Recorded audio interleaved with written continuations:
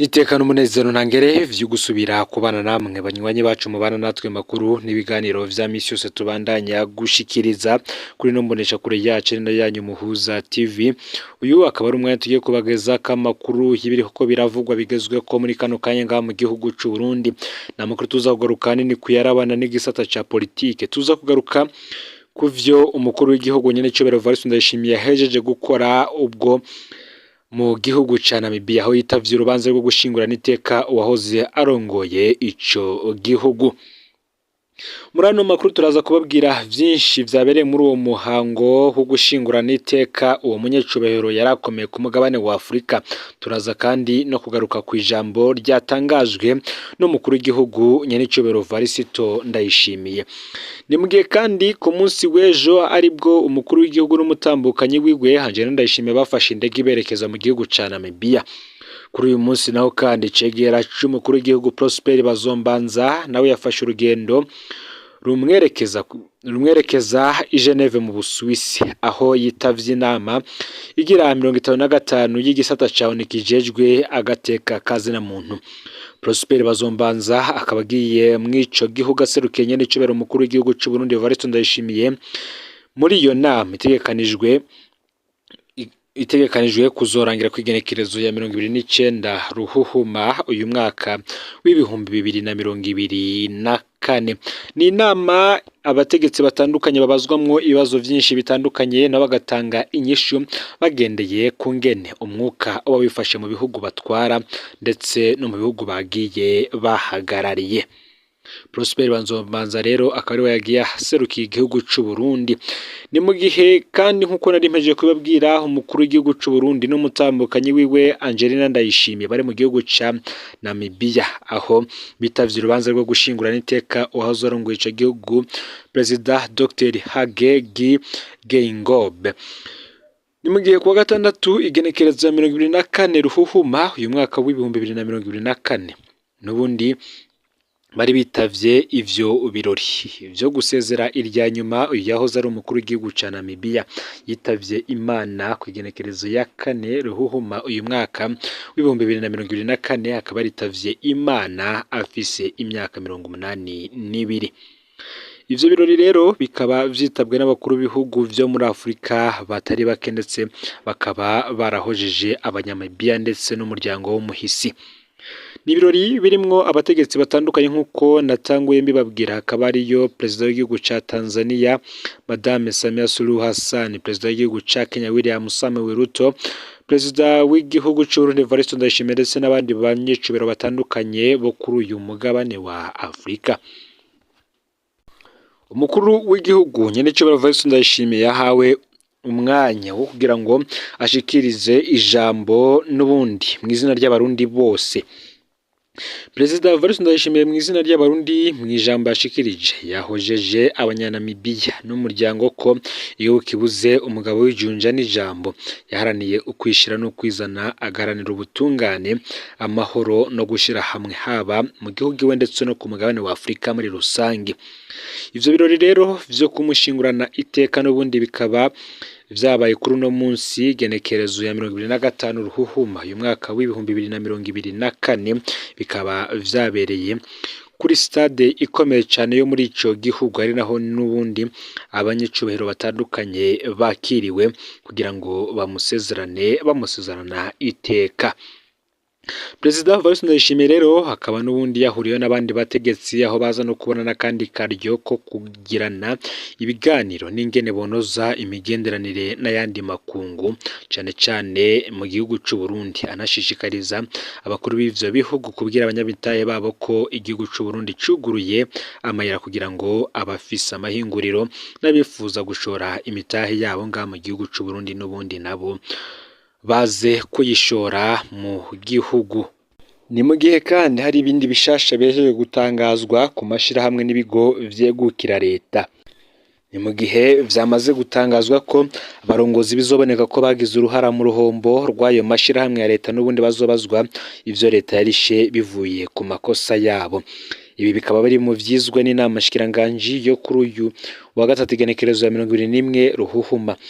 Mu itangazo ryashizwe ahabona ndetse rikanasomwa na Jerome Niyonzima umunyamabanga akaba n'umuvugizi wa leta amenyesha ko inama shikiranganji yize ku nteguro y'itegeko risubiramwo itegeko bwirizwa nimero 1/2023 ryo kugenekerezo ya 2026 mu kakaro umwaka w'igihumbi kimwe amajana 1988 rishinga amategeko agenga amashirahamwe ya leta co kimwe n'integuro y'ibwirizwa rihindura itegeko bwirizwa nimero 1/2024 ryo kugenekerezo 13 mu kakaro umwaka w'igihumbi kimwe amajana 1989 ryerekeye amategeko akurikizwa n'ibisata vya leta vyitunganiriza ibijanye n'intwaro n'ikigega na cane ko amabwirizwa yagiyeho kera atakijanye n'ibihe.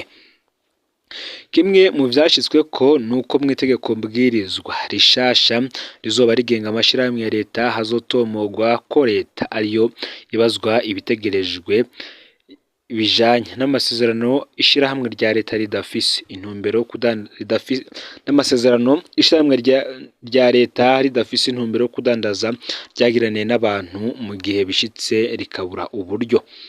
Ariko rero abari bajejwe gutunganya iryo shirahamwe ryagize uruhombo bazobazwa ivyo leta yarishe bivuye ku makosa boba barakoze.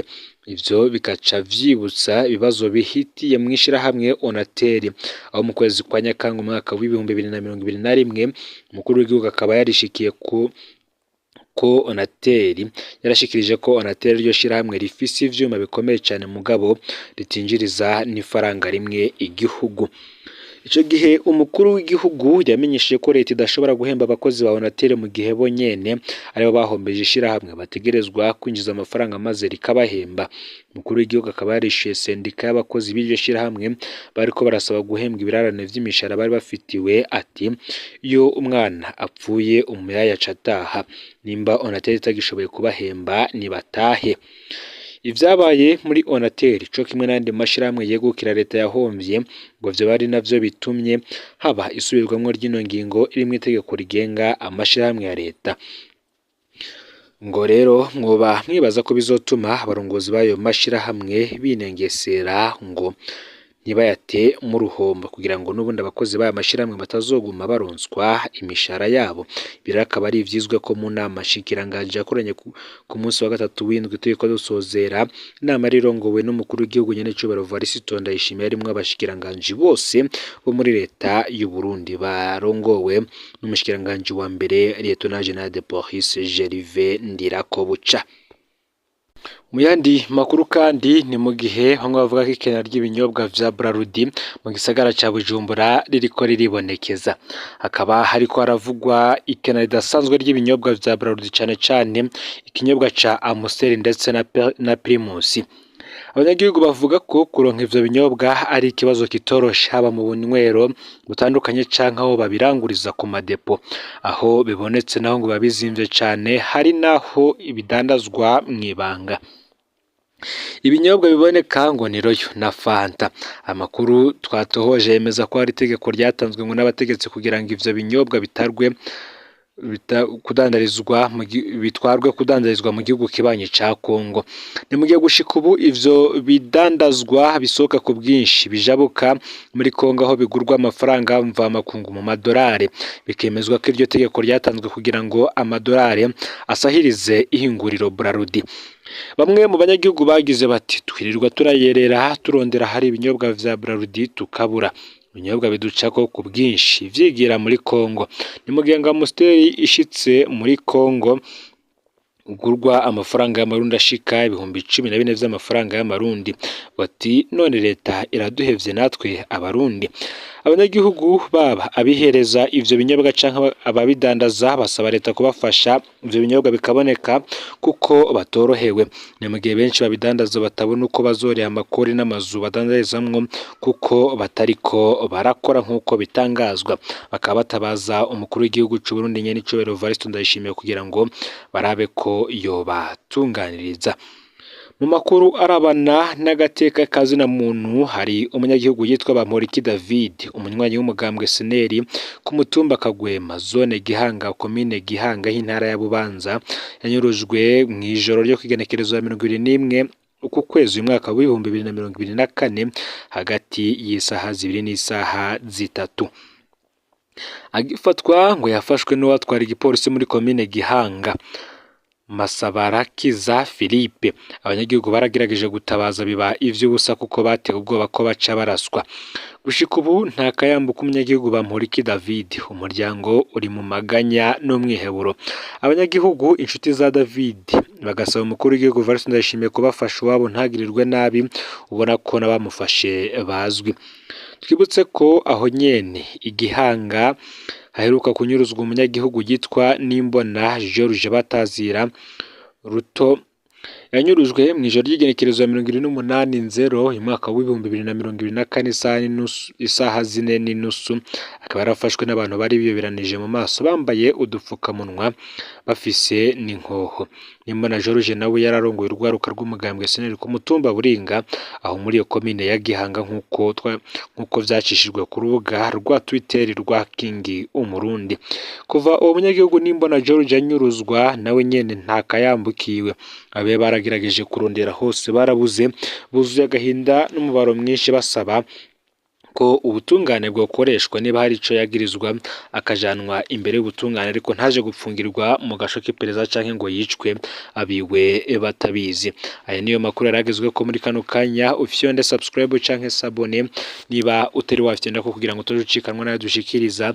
Usangize kandi no makuru bagenza aho baherereye hose kugira ngo nabo baje bashikirwa niba biriko biravugwa bigezwe ko nga mu gihugu c'u Burundi, yoba yariko aravugwa mu gisata ca politike, imigenderanire n'andi makungu, agateka kazina muntu, ubutungane ndetse n'ibindi vyinshi. N'Umuhoza TV, Imana ibahezagire mu bikorwa vyanyu vya misi yose muriko murakora.